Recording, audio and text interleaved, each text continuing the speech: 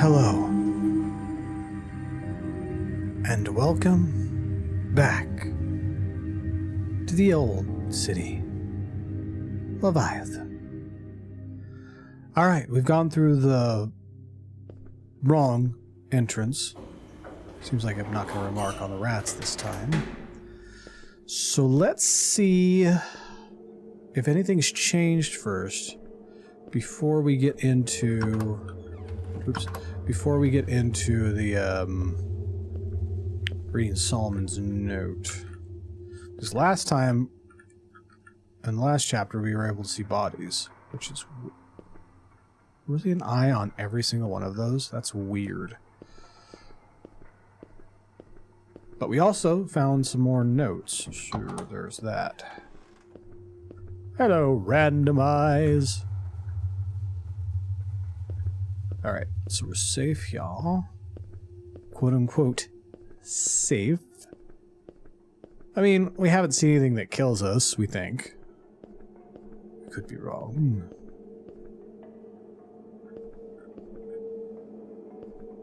The thing is, we've found plenty of weapons, so we must not think our lives in danger. And I still think there's more and more evidence piling up that, at least, it could be just because the rider's the same. But as far as the feel of it goes, it feels like... The hell is this? Did I not go this way last time? It feels like this is the same person. Whoa, yeah, I didn't go this way last time. What the fuck? On the questions of tactics, I should note the truth is best presented through the use of a vessel. That is to say, a passive tactic is not a tactic at all. We must be active. We must present correct ideology through any means necessary, because this world is a harsh and terrible place that deserves only an equally harsh and terrible vigilance. It is for this reason that our militant efforts are justified. Indeed, it is unfortunate that the order stands in the way of what is right, yet truth must be compatible with itself. The greater I watches as we fight for a revealed light. Our activism may manifest itself in the destruction of those unwilling to see, but that manifestation is only a sin to those addled by a contemporary perspective. Future generations will look upon our conquest and see the fruits of those willing to stand up for a good idea, a correct idea. They will see our certainty, and they will thank us for bringing a new world of perfection into existence. Evil is a cancer whose only cure is something that they now mistakenly see as mutilation. They may accuse us of villainy, the simple minotaurs and unaligned dwellers alike, but that is apathy working against them. They prefer to dream of perfect worlds rather than to create them in reality. We, the Guild, are not so idealistic. Realism, my brothers and sisters, realism and activism are the keys to a brighter Ashatan? Don't know what that word means. Thus, we will continue to make raids against the ordered camps that have infested the northern portion of the island. If the unknowing refuse to acknowledge the problematic ideas, they will also burn. Having stormed the northeastern sewer outlet at this facility, we will continue to haul the carcasses of the dead to the east axis. The others may see it as butchering, as if the dead are but chum. But the ever-increasing supply of bodies make this dismemberment a necessity, if only for the sake of transportation. Take charge of those ideas that you hold true, brothers and sisters. Take charge of them and fight for them. Ideas do not fight for themselves. We must make incremental steps as individuals, small leaps of faith that will produce sweeping changes for mankind. Our leap is but a small step when the destination is already something that we hold true. It is the rest of humanity that must evolve. Humble servant of the greater I. Dear God, and also this is gross. But yeah, that smacks of a very harsh religion to me. Smacks of it, I say. All right, let's see what else is new.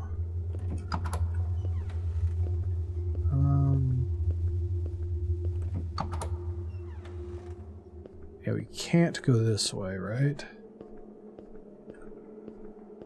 And I don't even get... I don't even get him to acknowledge it after going the wrong way. Or maybe the right way, so that I can't hide from this. Never hide from the truth. But yeah, we saw the butchery, and it was butchery.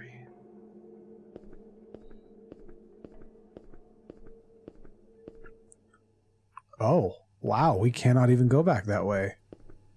I see. I don't think I'm a particularly condescending person. I'm just frustrated. I don't understand why we have to keep doing this time. This conflict. Unfortunately, telling a group of people what they're doing incorrectly communicates that you yourself are doing that thing correctly. If only that were true. If only I was above this, rather than beneath everything. Oh, we very much are. Solomon's Note unlocked. All right, shall we read? Second note. How long is this one? Oh, God. Okay. Note 4, 17th of January. You received a great deal of memory in the last note. I had managed to repress most of it for the better, but you brought it back. I'm not angry at you, of course, as it was not your decision. It was only the result of your ignorance. I felt compelled to show you the measure of humanity's wasted potential through the pointlessness of the old structures. As my negativity relentlessly dictates that I do so. This act of sharing is still met with repulsion, even in this new world, and it's still approached with the same meaninglessly psychoanalysis that I mentioned earlier. My neighbor above my room is like you, reader. She has your optimistic folly. I hate that about her. I honestly despise it in her. I can't say that I despise her specifically, but her mind produces the most dissolute filth. Over and over she will tell me, "You're jealous of all the fun other people have," in her annoying pitch that is reminiscent of the shrill voice of a small boy. Her ideology is similarly undeveloped. During the many unfortunate times that we chatted, it became clear that she was incapable of discussing even the most elementary topics of worth. I once tirelessly attempted to broach the subject of her hedonistic tendencies, but she did not want to hear a word of it. Instead, she preferred to talk about what colors she favored or how lovely the sky was. In essence, she has an obscene yet impressive ability to say more words than any other person alive, all the while communicating absolutely nothing. But I should clarify for her sake, I suppose. Her stupidity is self-inflicted. It is not a biologically determined lack of intelligence. Rather, it is a complete aversion to itself. She actually refuses to use her own mind. What kind of arrogance must one wield to waste her own intelligence for the sake of happiness? She's essentially evil, isn't she? The things she concerns herself with, too. Granted, most people have a similar concern for laughably ridiculous chaff. But the fact that I see her almost daily due to our proximity makes it all the more unbearable. For instance, a while ago, just after I had the displeasure of meeting her, I forgot her name. I remember it now, naturally, but at the time, the name Belle completely escaped me. And why should it matter anyway? Who the hell cares about the arbitrary title of a person? A name carries no more worth than its use, which is extraordinary, admittedly, but this use is in its distinction between persons, not in a personal distinction.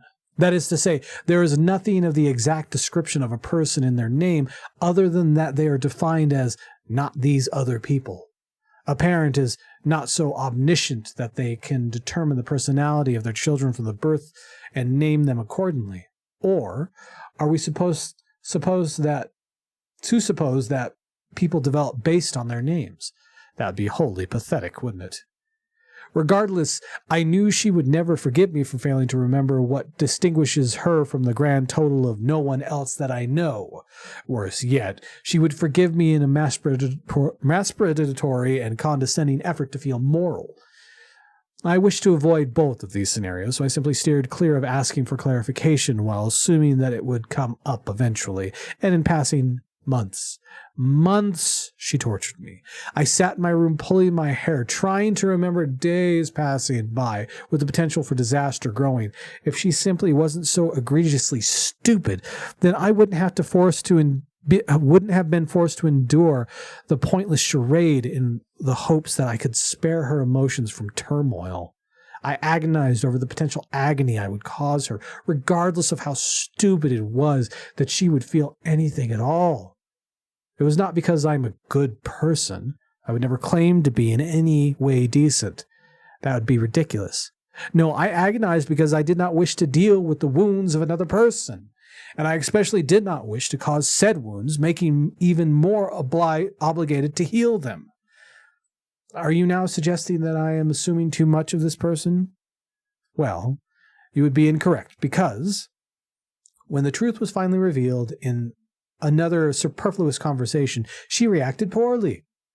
I was helping her with her windows, seeing as she is by no means handy, and she was going on and on about some poor fellow she knew. His name was Abraham or something. I don't know. From what I recall, they were romantically interested, and they may still be. Anyway, she was blabbering about some insignificant slight that he had, probably unknowingly inflicted on her, and she was regaling me with the thus contrasted drama. I'm sorry, everybody. My tongue is just tying, and I need to stop recording at some point. And contrasted drama of their first contact, scavenging in a particularly large carcass of a supermarket. They caught eyes and were swept away by each other. It's the sort of imaginary garbage that makes my mind vomit into itself and suffocate. Can you please scroll that? For some reason, it has trouble scrolling down. The conversation started harmlessly, and of course, it was similar, possibly identical, for all I know or remember, to all of our previous discussions of the topic. That is, one-sided avalanches of great many words and emotions. This time, apparently, the significant other, victim, had made an assault on Belle's honor, asked a perfectly legitimate question by inquiring about the existence of a sexual history. Remember what I mentioned about libraries? He wanted to know if she had a great deal of perverse experience, which is actually a rather dangerous possibility, given the current global circumstances and the reality of sexual disease in the area, as he had the nerve, or forethought, to think that it made any sort of difference, a vast canyon between two totally separate entities, in their relationship hostage situation. I do not think that he was such a pig, normal human being, as to think that she would not be worthy or safe for him, but she expected as much. I feel as though he loved her far too much for that to be the case. On that note, you should search your companion for something called Stockholm Syndrome. I'm sorry, but this guy is completely losing it at this point, assuming so much about other people. At some point, she arrived at a specific conversation she had with her lover. He's just so terrible to be sometimes, she said, and I don't know why he acts that way. I started, perhaps you're reading a bit too much into what he actually meant by the question. It was a risky move, yes, but it had the potential to bring the conversation to a quick and decisive close. I understand why he wants to know. It's just how he said it, she complained. How would you have asked? I would have started with, I would never want to hurt you, Bella, but, oh, yeah, because he forgot her name. I trailed off. I knew her name started with a B, but what was the rest? There was no going back. She was on to my treachery. She saw my game. She was exposed to my unforgivable error. Don't you remember my name? At this, my interior caverns collapsed. With a single question, the pain of an evil realization shot through me like a poisoned arrow, devouring my insides and paralyzing my thoughts. This was indeed the moment I dreaded. This was the single event that encapsulated my relationship with all of humanity. I hurt her. I hurt her because I was incapable of remembering something that she stupidly places value in. I'm sorry, I said. I think I actually did forget your name. massacre. The damage I was causing to this unfortunate woman was untold in its magnitude. You could have just asked me earlier, she shot back. I'm actually sort of offended that you went this long without saying anything. But the worst of it was still to come. I made yet another fatal error. I used reason. Well, to be honest, I don't think names are particularly important. All they do is describe you as not these other humans. So I can't really say that it was terribly crucial to our relationship. It was nothing to do with you as a person. What a fool I was. I forgot that people at large refuse to think before they feel. What's worse, this person feels and never thinks at all, making her frightfully volatile. I don't think I know what you mean, she said. Is this supposed to make me feel better? Then the final blow. I'm just saying that I think your name is a bit irrelevant. Tears. She wept. She wept in front of me, angry and dejected. She cried. Do you not care at all? Then began the phase of crisis management. Immediately I recognized the flaw in my tactics. Reason would not do well here, so I swapped it out for emotional appeal. I began to say things like, no, I definitely care about you. I tried to clarify my intention by stating that I would never want to hurt a friend. I made sure to use that word too. That is, friend, even though it holds essentially no meaning. Damn it. Do you recall what I said about her intelligence being wasted? Remember that she is not biologically stupid, rather she makes herself stupid? What this means is that she can never turn her intelligence back on it at a whim. It is really quite sad that she decided to do so here. She caught on to my strategy and she countered with this revelation. Don't do that. Don't treat me like a child, she said angrily. I panicked again, decided to switch back to reason. I clarified the argumentative nature of my original statement, saying, it's not you, it's your name. Just because I don't remember your name doesn't mean I don't remember you, because you aren't the sum of your name. You're rationalizing, she protested. You might be tempted to agree with her, and would you be suggesting I should not be rational? If you're going to argue with me on the basis of reason, then you best be prepared to understand it and receive it. No, I said, I'm just saying that it doesn't really matter if I know your name. So you're saying that I don't matter? Back to emotions, I suppose. Don't think that I am unaware of my own deficiency. I'm emotionally dim-witted, it's true. But that does not make me any less right. Well, I'm only partially right in this instance. I did apologize and said, I'm sorry that I forgot your name. And of course you matter. There was no deceit in that apology either. And on some level, she was correct in that I should have simply asked earlier. So I told her that she was right. However, I'm not some sort of idiot who sees all arguments to exist on a binary of right and wrong. There are elements, layers, textures. I was correct that she should never have cared in the first place. I do not know if she was aware that I held this conviction, but she certainly did not trust the apology. You're treating me like a child again, she said.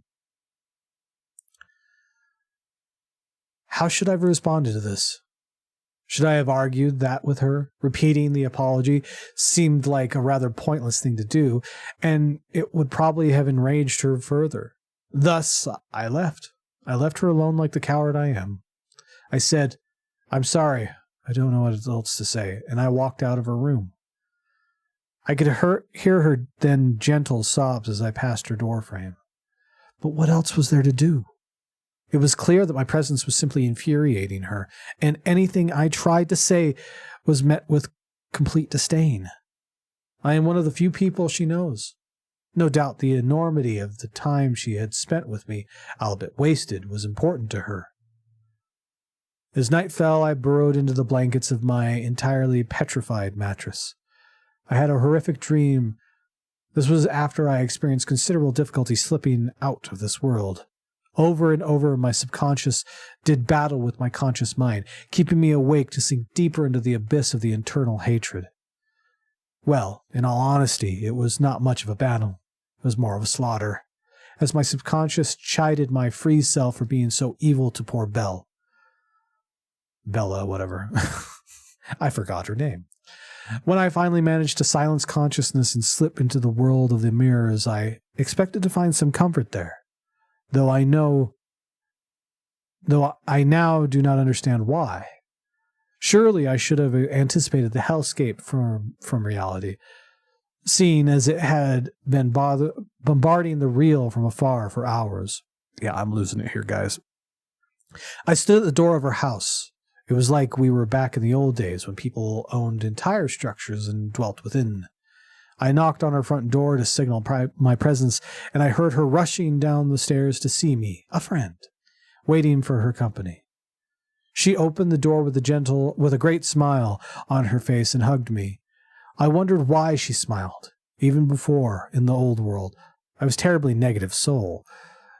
She had to have known that I would cough up the most depressing yet true observations.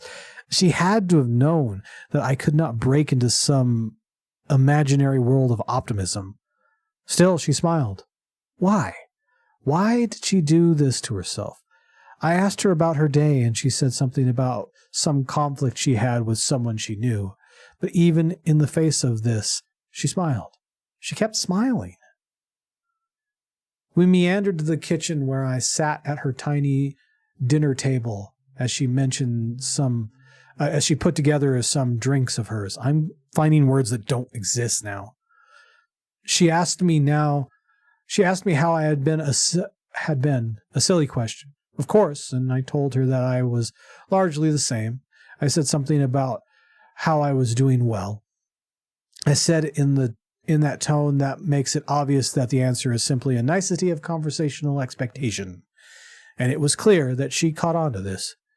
She asked me how I was really doing, so I gave her the honesty she desired, though I had my doubts that she knew what she was to receive entirely. I told her that I felt useless, like a husk of some otherwise serviceable machine. I told her that the more I experienced it, the world seemed to fade into a pointless yet complex mixture of interconnected nothingness. Still, she smiled. After I vomited my drivel, she walked over to me and took my hand, saying, "Some of us still want to be here, even if you don't see the point." I had heard answers similar to this before. No doubt my subconscious simply interpreted the collection of all the answers I had previously heard into a single statement. It is an accurate representation, I feel. Anyway, she had finished concocting her mystery drink and brought it to the table. She brought 2 cups of the stuff, so I do not know why she bothered to ask me if I wanted any, seeing as she seemed to have already assumed I would. Accepting it, I asked her what it was, and in an attempt to sound adorable, she said, "I call it Hot Happy Helper." I laughed immediately in a disgustingly condescending way, because I could not but help it feel as though the name was rather ridiculous from what tasted like black tea with some honey in it. Not fazed, she smiled. After I apologized, we continued to talk about what had been troubling me. She, like everyone else in this world, seemed to think that there was some single event that shaped me into this warped individual whose words you are now reading. I tried to explain to her that it was a deduction from thought, but she simply would not accept that idea. I suspected that she saw me to be feeling before thinking, so I explained our differing thought process. Eventually, in the middle of what was the most important discussion we had ever had, she stopped me to ask if I was enjoying her hot, happy helper. Frankly, I have never liked tea, and what does it matter? People have a diversity of literal tastes amongst general tastes, and they do not particularly speak to the worth of a person. They simply exist. I told her that I was not fond of the taste of her prized drink. She did not smile any longer. Everything became uncomfortably silent. The already small amount of light streaming in from the windows vanished, leaving only the faint and pale glow of her candles. Both of her hands had been hidden under the table for the duration of the conversation, so when she lifted her right arm to reveal that she was holding a knife, I panicked and grabbed her wrist. She's not a strong person by any means, so it was not difficult to wrestle the knife from her grasp. She then let loose an unnaturally deathly scream, launching herself towards me in an attempt to bite me and claw at my neck. My involuntary reaction was to push her away, and in doing so, I stabbed her in the abdomen with a knife I now wielded. I rushed to her, all of my brain tearing itself apart, and I tried to put pressure on the wound. I began to cry as I repeated the words, "I'm sorry," until they were the only words I knew. It is interesting how time changes shape depending on the context, as what felt like a brief instant turned into the length of an age. Even though I'm sure the respective difference in actual time was non-existent, I tried to prevent the blood flow, but it only increased as I sat beside her.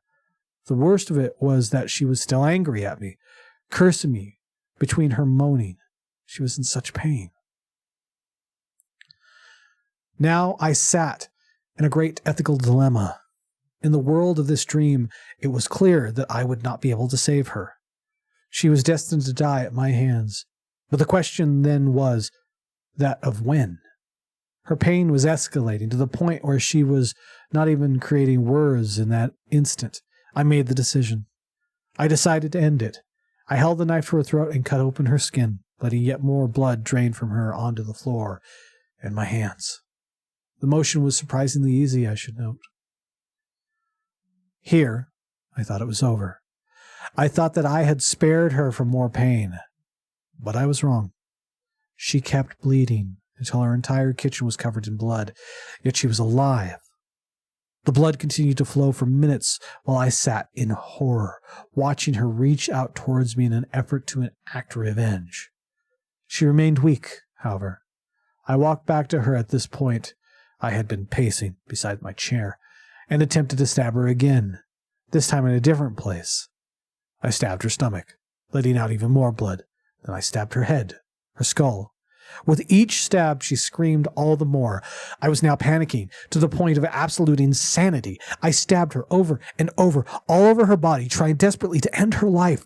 She would not die, and at this point the wounds were firing blood off in every direction. I stabbed, and I stabbed, crying with blood all over me. She wailed in her agony as I lost my mind. Eventually, I started to sever her fingers and then hack at her limbs, cutting them off just to leave them on the floor. I stabbed at her eyes and cut out her tongue. I tried removing any piece of her that I could, like some sort of maniacal butcher with his cow. I even cut out her heart and diced it into pieces on the table. With her body mangled and destroyed, the only sounds she was able to make were gurgles and wheezes while the room began to fill up with her blood. The room filled to my ankles, then my knees, over her head, and then my chest. She was then totally submerged in her own life essence. As the blood made its way past my head, I accepted my own death, beside her, thinking only that I was privileged to die. And she was not. I felt even more guilty for dying than I did for stabbing her in the first place, the author of her eternal pain. Then I woke up. Holy hell, dude. What the actual... I don't know if that was a dream. Are we inside this guy's head right now? Are we inside Solomon's head? Because we saw the butchered bodies before we read that. Down the hallway that no longer exists, that we weren't ready to see. What do we put together with all this? Honestly, he has problems with emotions. He's far too analytical. It's funny how they all hoard the same supplies. All of it from the old city, and all of it wasted. So yeah, I'm honestly wondering if these are all sides of him that he abhors. He wants only his intelligence to be left intact. But you can see as he spirals that it becomes worse. Would you grant me another that assent? he just can't do it. I've explored your innards. Let me scale your back. I'm gonna scale up your back, buddy. What's up there? Give it that back. Give me that back. I'm gonna right up that spine. All right. Well, and now we're fully into chapter 3. Us. So, with that, since I think it saves at each chapter and we've accomplished what we need, It's always struck me as odd that evil is never self-aware. Or not. The most horrendous actions, these conglomerate endeavors of warring cabals, are caused by the best intentions. So all that's left is this grand suspicion of idiocy. Good intentions are moot under the control of a ludicrously stupid idea. But my contribution is hardly an appropriate contrast. I would like to argue that my contribution is non-existent, and thus superior to their negative impact. But the truth is, we're all infinitely terrible for not contributing at all, be it through neutrality or detriment. See, the thing is, him believing he is right is putting him on a side, not trying to see the other side. Whether their side is emotionally, they come to their side emotionally or not doesn't matter. They're still there. So you have to meet them as a person, not as fact. Again, if that makes any sense. But anyways, hopefully you enjoyed my nonsense. If you did, a like, comment, subscribing, and hitting that bell icon would be greatly appreciated. And this has been Boy Lag, signing off.